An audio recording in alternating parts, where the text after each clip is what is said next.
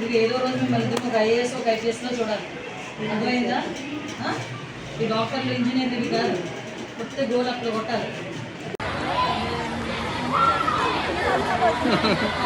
అదే అల్లే అల్లే వచ్చింది నాతో పాటు.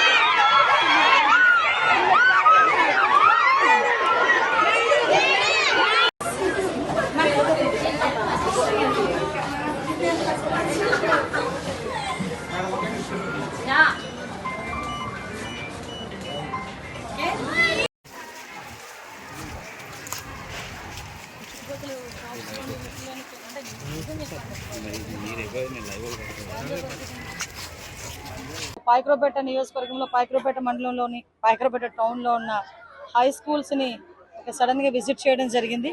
ఈరోజు గవర్నమెంట్ మెయిన్ హై స్కూల్, అదేవిధంగా ఇక్కడ గర్ల్స్ హై స్కూల్ రెండింటినీ కూడా సడన్గా విజిట్ చేయడం జరిగింది.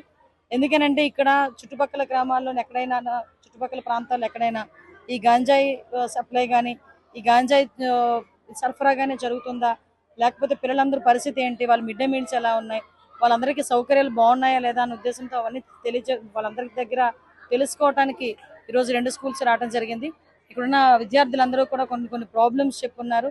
వాళ్ళకి అంటే మ్యాక్సిమం కొంత బిల్డింగ్స్ లేవని, అదేవిధంగా ల్యాబ్ లేదని, స్టాఫ్ ప్యాటర్న్ కూడా కొంచెం తక్కువ ఉన్నారని చెప్పడం జరిగింది. అదేవిధంగా మెయిన్ హై స్కూల్లో కూడా ఇక్కడైతే కొంతమంది, ఇక్కడ ముఖ్యంగా గర్ల్స్ హై స్కూల్ దగ్గర ఈ చుట్టుపక్కల ప్రాంతాల్లో గంజాయి తీసుకుంటూ కొంతమంది అబ్బాయిలందరూ కూడా ఇబ్బందులు పెడుతున్నారని చెప్పి స్టాఫ్ ఇక్కడ కంప్లైంట్ ఇచ్చిన వెంటనే పోలీస్ డిపార్ట్మెంట్ వాళ్ళు ఆల్రెడీ సీసీ క్యామ్స్ కూడా ఇక్కడ బిగించడం జరిగింది. ఇక్కడ అటువంటి ఇబ్బంది ఏమొచ్చినా కూడా ఇమీడియట్ గా వాళ్ళు వచ్చి అక్కడ యాక్షన్ తీసుకోవడానికి కూడా సీసీ కెమెరాస్ కూడా బిగించడం జరిగింది. అదేవిధంగా మెయిన్ గర్ల్స్ హై స్కూల్స్ దగ్గర అన్ని దగ్గర కూడా సీసీ కెమెరాస్ ఏర్పాటు చేసే పరిస్థితి కూడా మేము తీసుకుంటాం. పోలీస్ డిపార్ట్మెంట్ సహాయ సహకారాలతో మేము అందరూ కూడా ఒకటే చెప్తున్నా, అందరూ కూడా ముఖ్యంగా నేను మళ్ళీ నిన్న కూడా ప్రెస్ మీట్లో అదే చెప్పాం, ఈ రోజు కూడా అదే చెప్తాం, పబ్లిక్ పార్టిసిపేషన్ అనేది ముఖ్యం. ఎందుకంటే ప్రతి ఒక్కరు కూడా మాకెందుకులే ఊరుకుంటే రోజు రోజుకి పెచ్చరేగుతుంది. కాబట్టి మన పిల్లలు, అందరి పిల్లలు మన పిల్లలాగే భావించుకొని మనం కూడా ఆ పిల్లల్ని రక్షించుకునే కార్యక్రమంలో ముందుండాలని, గంజాయి రహిత రాష్ట్రాన్ని మనం చూడబోతున్నామని మీ అందరికీ కూడా తెలియజేసుకుంటూ సెలవు తీసుకుంటాం.